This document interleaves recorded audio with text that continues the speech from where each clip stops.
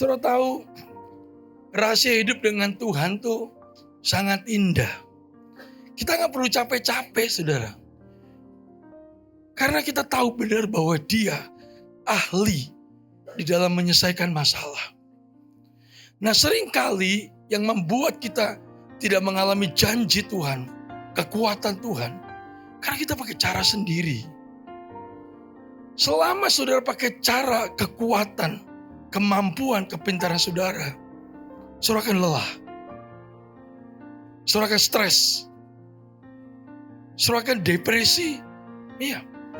Makanya kenapa orang ikut Tuhan, rajin ke gereja, umurnya baru 30, tapi mukanya kayak 70 tahun. Coba lihat, kiri kanan depan belakang, ada gak tuh? Jangan sampai gak ada yang ngaku, saudara. Karena stres. Saya dulu seperti itu. Karena saya gak tahu kuncinya, rahasianya. Tapi semenjak saya berjumpa dengan Tuhan, semenjak saya bertobat, dan hidup saya diperbaharui, saya tahu caranya bagaimana. Tapi bukan berarti gak ada masalah. Tuhan tidak pernah menjanjikan orang Kristen hidup tanpa masalah. Selalu ada masalah. Nah, itu diizinkan terjadi kalau kita gak berbuat dosa. Tujuannya untuk apa? Melatih iman kita, melatih kedewasaan rohani kita, supaya saudara bertumbuh, berakar, berbuah, dewasa, dan goalnya serupa Kristus. Kalau saudara udah mengerti ini, kita gak stres. Kehidupan kita akan penuh gairah. Kenapa? Karena kita berjalan sesuai dengan tuntunan Roh Kudus. Nah, hari-hari ini, tadi Pak Gembala sudah menyampaikan, Gembala Senior, hidup kita tuh harus benar-benar Godfidence. Udah gak ada yang lain. Di dalam Filipi 4, Alkitab berkata sebelum dibuka nanti, yang di 2 Tawari jangan dulu. Dalam tema bulan ini, segala perkara dapat kutanggung di dalam Yesus yang memberi kekuatan. Baca Alkitab tuh, mungkin saudara udah hafal berulang kali. Tapi yang saya mau tanya gini, saudara menghidupi gak? Menjadi berkat gak? Menjadi kesaksian? Karena firman ini bukan hanya dihafal, bukan hanya kita tahu. Saya mau bilang begini, firman Tuhan tuh pasti dahsyat. Karena itu Tuhan sendiri. Dia adalah pribadi Allah yang menjelma, menjadi manusia, dan tinggal di dalam hidup kita. Roh Kudus dikirimkan supaya kehidupan saudara mengalami sesuatu yang selalu next level. Naik. Dulu saya gak seperti ini. Jadi ikut Tuhan, semakin hari mengiring Tuhan, itu selalu banyak permasalahan, banyak tantangan, banyak hal yang orang gak suka dengan kita. Jadi jangan bilang kalau kita ikut Tuhan itu semakin hari jalannya lurus. Boleh bantu Bu Hotna pemusiknya semua, pemujinya lagi. Nah, kalau dengan saya mesti stay loh. Kayaknya perlu di samping ada bakmi, minuman yang mantep-mantep ya, supaya dia tetap fit gitu ya. Minta tolong imam musiknya. Nah, saudara, kenapa? Rahasianya ini penting. Saya baca Alkitab hampir 30 tahun kehidupan saya. Saya pelajari seluruh isi Alkitab itu sampai hari ini ditulis oleh kurang lebih 40 orang penulis yang tidak pernah ketemu, gak tahu. Semuanya punya encounter bersama Roh Kudus. Luar biasa. Dari hidupnya dulu tidak berguna, tidak punya impact, tidak punya pengaruh. Itu pembuat sejarah yang dunia sampai hari ini, bahkan hamba-hamba Tuhan membicarakan kehidupan dia. Saudara mau gak jadi orang percaya seperti ini? Jangan jadi orang Kristen yang hanya mingguan, Sabtuan. Ya. Jadi orang Kristen ini setiap hari hidupnya itu bergaul dengan Tuhan. Saudara di kantor, di rumah tangga, di sekolah, di bisnis, orang berkata, aku mau ikut Tuhan kamu. Di mana kau beribadah? Karena aku melihat kehidupan kamu itu mempunyai pengaruh. dampak. Dan saya melihat setiap perkataan perbuatanmu itu mencerminkan Kristus dalam hidup. Coba cek. Karena bukan ke gereja saudara. Saya boleh minta tolong Diva. Sering kali hidup kita tuh gak punya pengaruh. Makanya saya udah bilang, orang tuh jangan sampai hidup kekristenan kita gak ada pengaruh. Itu akan merugikan saudara dan nama Tuhan gak dipermuliakan. Amin. Saudara ini berharga mulia. Saudara ditebus Tuhan bukan dengan barang yang fana. Bukan dengan dunia ini, tapi dengan darah yang mahal. Dia mati buat saudara. Ada satu pujian. Bantu saya Hatmaya. Tuhan tak pernah janji, langit selalu mantap. Tetapi Dia berjanji selalu menyertai. Tuhan tak pernah janji. Jalan selalu rata. Tapi apa saudara? Tetapi Dia berjanji. Amin. Berikan kekuatan. Katakan dengan iman. Yes. Jangan pernah menyerah. Jangan berputus asa. Mujizat Tuhan nyata. Amin. Saat hati menyembah. Thank you Jesus. Jangan pernah menyerah. Yes Lord. Jangan berputus asa. Mujizat Tuhan Ada bagi yang setia dan percaya. mujizat terjadi buat orang yang tidak pernah menyerah. Coba lihat muka kita kiri kanan. Orang yang muka menyerah atau muka seorang yang berani tak gentar. Coba lihat kiri kanan. Kalau ada yang lemah, senggol, bilang gini, jangan menyerah.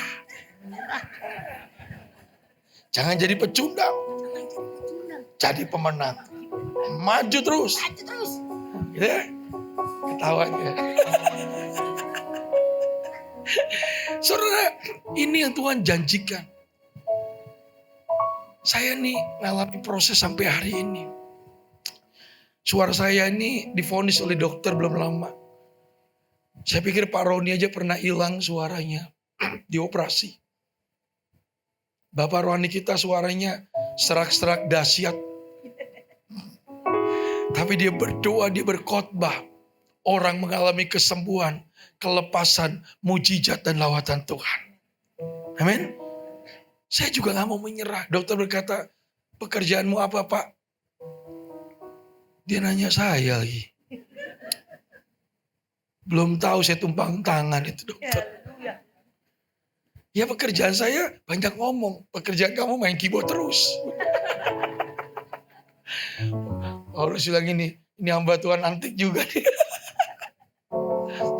Nah saudara, saya berkata pekerjaan saya ngomong. Dia bilang gini, mulai hari ini Bapak kurangi ngomong.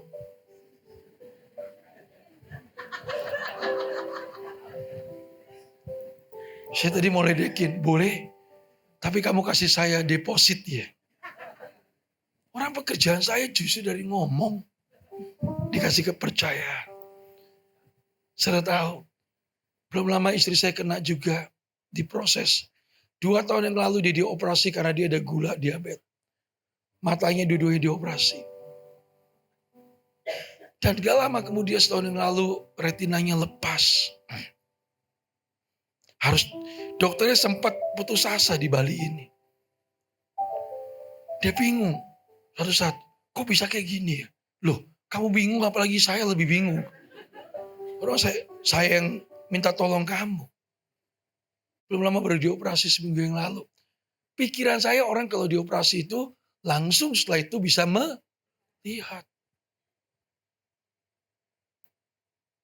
4-5 hari yang lalu dia ngomong sama saya, Hani, saya pikir gini, mata saya melihat gitu kan. Dia kasih contoh. Masih belum bisa melihat, gelap. Saya lihat. Gak mudah kita percaya sama Tuhan. Saya berkata sama istri saya. Mainkan lagi. Jangan pernah menyerah, jangan berputus asa, mujizat saat apa? saat hati menyembah. Nah, tunggu dulu, enak sudah nyanyi terus ya. Saudara tahu, waktu saya ucapkan itu, saya berkata, asalku jamah saja Yesus. Mata istriku melihat. Sudah hari ke-7, saya tanya dia lagi, gimana nih? Gelap. Apa saya menyerah? Belum lama ini suara saya, ini bisa ngomong. Beberapa tahun lalu tanya anak saya ketiga. Suara gini. Padahal saya salah satu worship leader yang sangat disukai Tuhan. Masih berimbang sama Hotma ini berimbang. Dia nyanyi tadi dari lagu pertama musiknya gaya Guru Soekarno Putra. Saya kan lihat, loh saya ingat Gita Cinta dari SMA nih. Mahardika nih. Sampai musik gospel terakhirnya. Mantap loh. Lihat suaranya keren banget bro. Men, dulu saya ngalahin dia.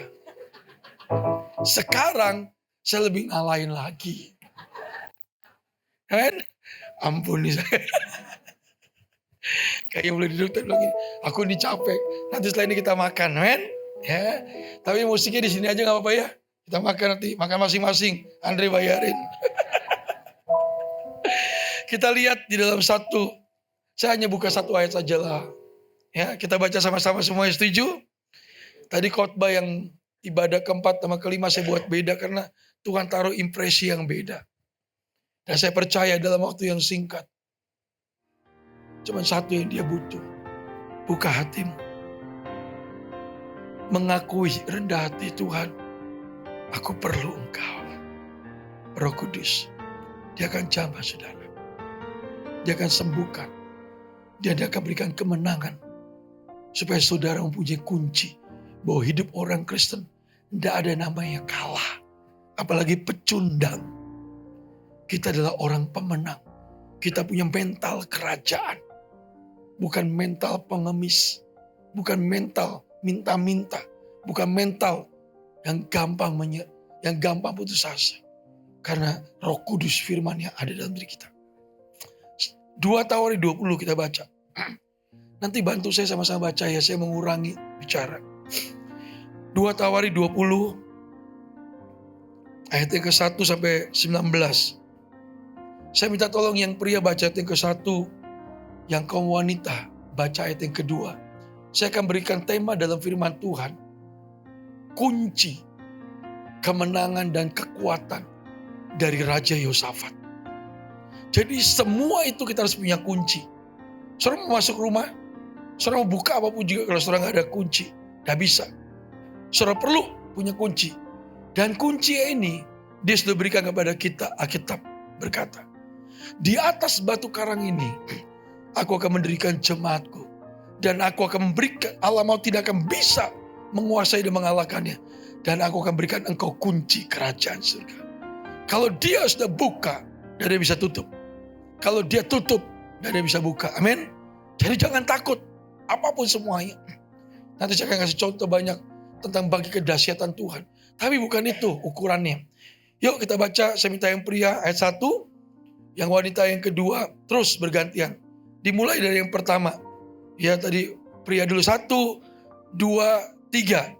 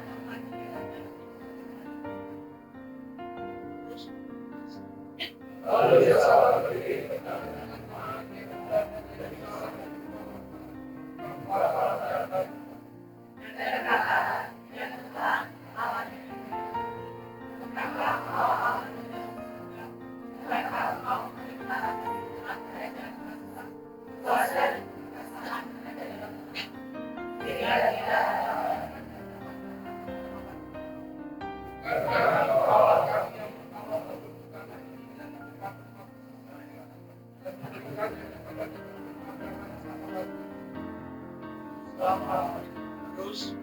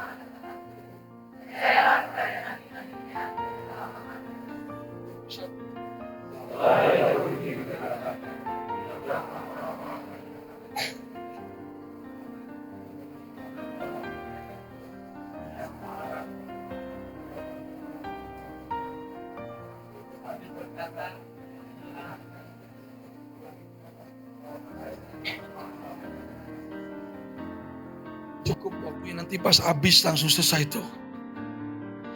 Kalau saudara baca secara finalnya, finishnya, musuh dikalahkan.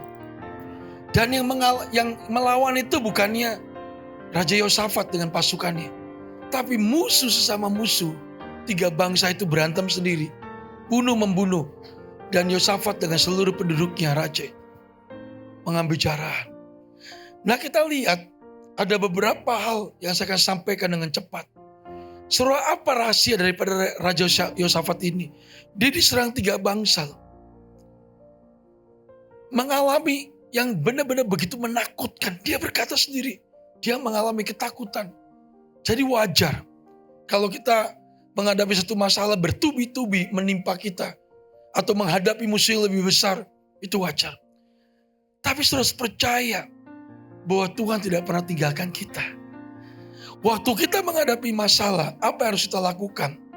Yang pertama, Yosafat tidak cari yang lain. Yang dia cari pertama adalah Tuhan. dia merendahkan diri. Hari-hari ini kita diajar Tuhan untuk Godfidence. Andalkan Tuhan. Suruh mau cari siapa? Semua akan digoncang. Dan semua gak ada bisa kita andalkan.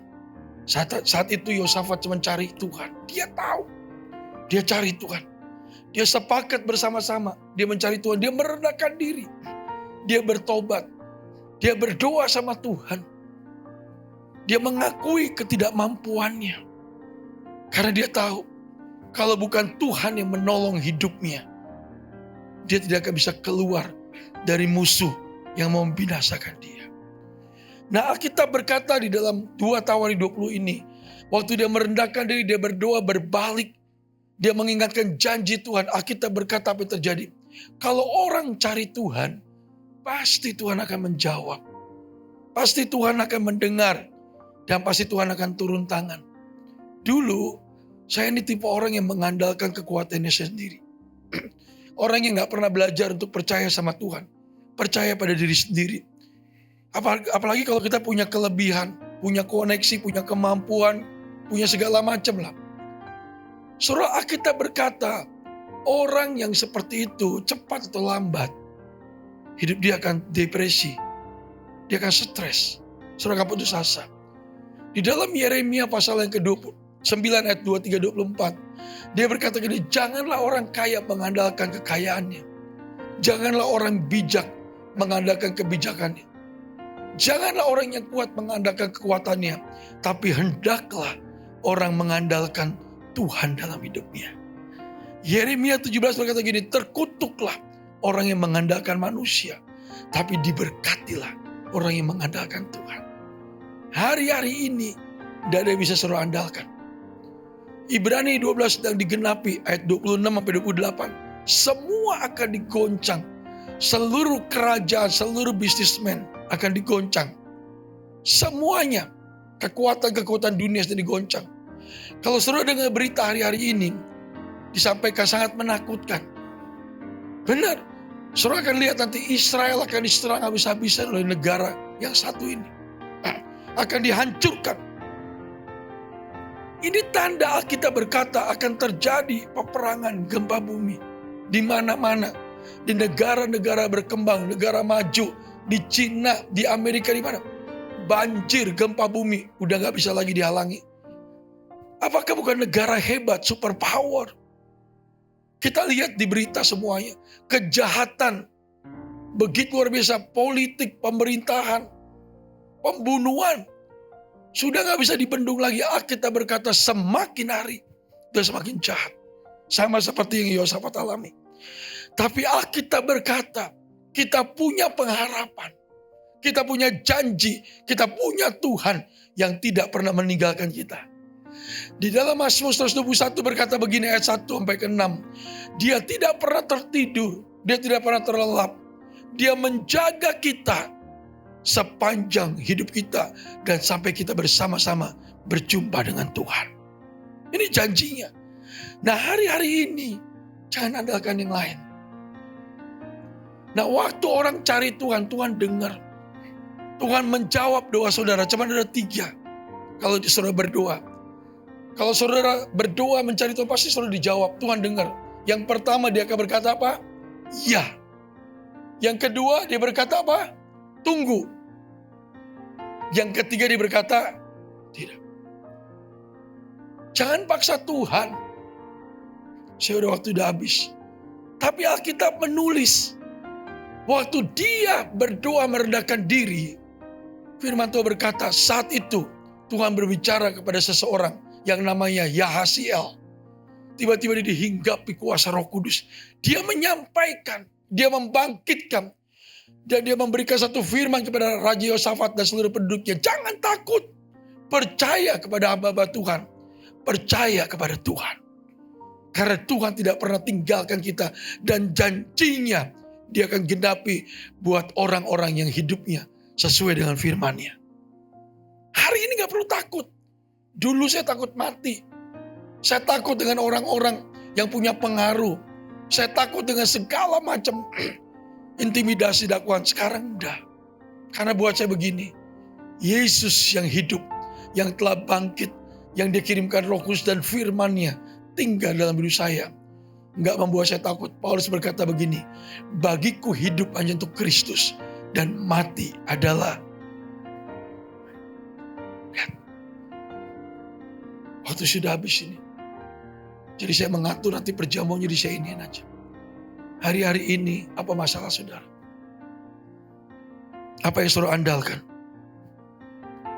Masih ada kesombongan, keangkuhan, masih lagi confident percaya diri sendiri. Koneksi saudara, kenalan saudara, siapapun semuanya akan dilibas nanti semua. Saudara akan dibawa cuma satu yang saudara andalkan, tidak ada yang lain, only one, cuma Jesus Christ. Amin. Katakan begini, masalahku. Katakan sama-sama, 1, 2, 3. Masalahku, Yesusku. Sama-sama 1, 2, 3. Masalahku, Yesusku. Nah iya. Saudara akan jadi orang hebat. Nah hari ini, kalau ada di dalam hidup kita yang masih khawatir, takut, tidak percaya, sombong, tinggalkan. Berkata mulai hari ini, Tuhan, aku tidak akan bergerak. Aku tidak akan berjalan dan aku tidak akan melakukan apapun juga kalau Tuhan tidak perintahkan aku. Amin.